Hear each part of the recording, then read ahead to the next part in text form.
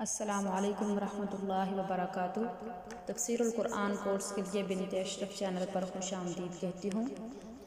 الحمدللہ رب العالمین، والصلاة والسلام علی سیدنا محمد خاتم النبیین وآلہ وصحبہ اجمعین،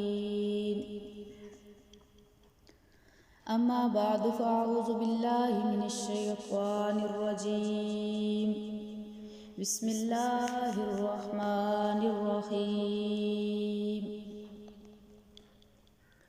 آج ہم نذور اللہ یعنی اللہ تعالیٰ کی نیازوں کا بیان پڑھیں گے۔ یہ شرک نہیں بلکہ یہ توحید ہے۔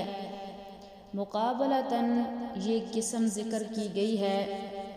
اگر کوئی شخص مصیبت وغیرہ میں یوں کہے کہ اگر یہ مصیبت مجھ سے دور ہو جائے تو میں اللہ کے نام پر فلاں چیز دوں گا، خواہ جانور ہو یا کوئی اور چیز، تو یہ اللہ کی نظر ہوگی۔ اس کا نام نیاز ہے، جسے منت بھی کہتے ہیں۔ پھر خواہ اس کا ثواب کسی کو بخشے یا اپنے لیے رکھے۔ اسی طرح اگر خاص مصیبت کے علاوہ اپنے اوپر ہر مہینہ یا ہر ہفتہ میں یہ لازم کر لیتا ہے کہ میں اتنی چیز اللہ کے نام پر دیا کروں گا تاکہ اللہ کی رضا شامل حال رہے اور اللہ تعالیٰ مصائب سے محفوظ رکھے، یہ صورت بھی اللہ جل جلالہ کی نظر میں داخل ہوگی۔ اس میں نظر دینے والے کا یہ عقیدہ ہوتا ہے کہ اللہ تعالیٰ غیب دان ہے اور ما فوق الاسباب طاقت سے نافع و ضار بھی ہے۔ اگر میں نے اس نظر کے دینے میں مخالفت کی تو وہ مجھے نقصان دینے پر قدرت رکھتا ہے۔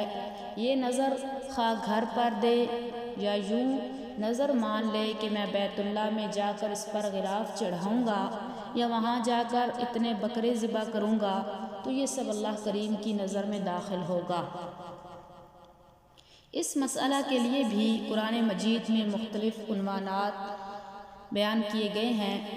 نمبر 1، وَلِكُلِّ أُمَّةٍ جَعَلْنَا مَنْسَكًا لِيَذْكُرُوا اسْمَ اللَّهِ عَلَى مَا رَزَقَهُم مِّن بَهِيمَةِ الْأَنْعَامِ، ہر امت کے لیے ہم نے ایک مقام کو قربانی کی جگہ بنا دیا تاکہ جو کچھ انہیں اللہ نے مویشی اور رزق دیا ان پر اللہ کا نام لیں۔ اور دوسری، وَلْيُوفُوا نُذُورَهُمْ، یعنی اللہ کے لیے نظریں پوری کرو۔ وَيَذْكُرُوا اسْمَ اللَّهِ فِي أَيَّامٍ مَّعْلُومَاتٍ عَلَى مَا رَزَقَهُم مِّن بَهِيمَةِ الْأَنْعَامِ، تاکہ وہ اللہ نے جو انہیں مویشیوں میں سے رزق دیا ہے چند مقررہ دنوں میں ان پر اللہ کا نام یاد کریں۔ اور چوتھی، وَالْبُدُنَ جَعَلْنَاهَا لَكُم مِّن شَعَائِرِ اللَّهِ، اور بدن کو ہم نے تمہارے لیے اللہ کی نشانی بنا دیا۔ بدن سے مراد اونٹ اور گائے وغیرہ ہے۔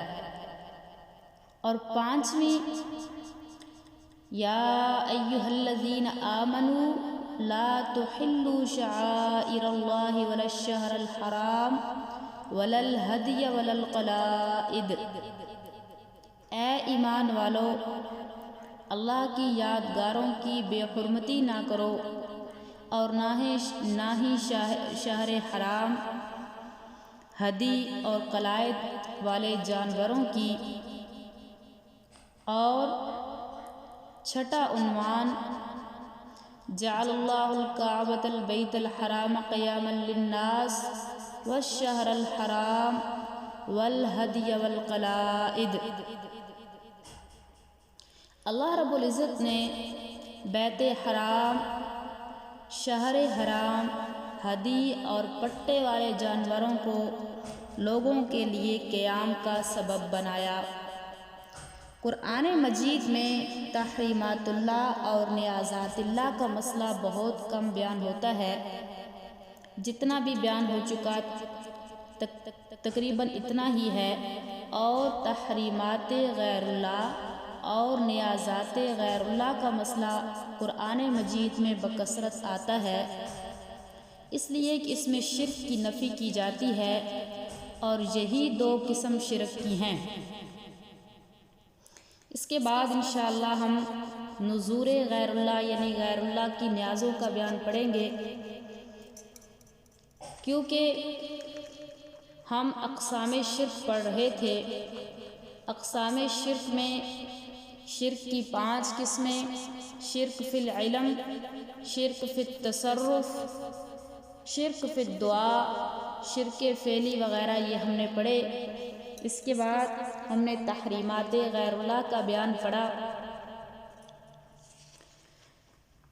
اور نذور اللہ یعنی اللہ کی نیازوں کا بیان بھی پڑھ لیا انشاءاللہ العزیز۔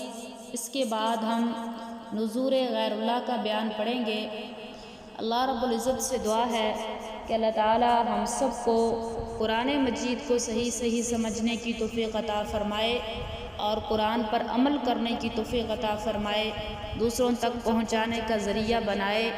وآخر دعوانا ان الحمد للہ رب العالمین وما علینا الا البلاغ المبین۔ السلام علیکم ورحمۃ اللہ وبرکاتہ۔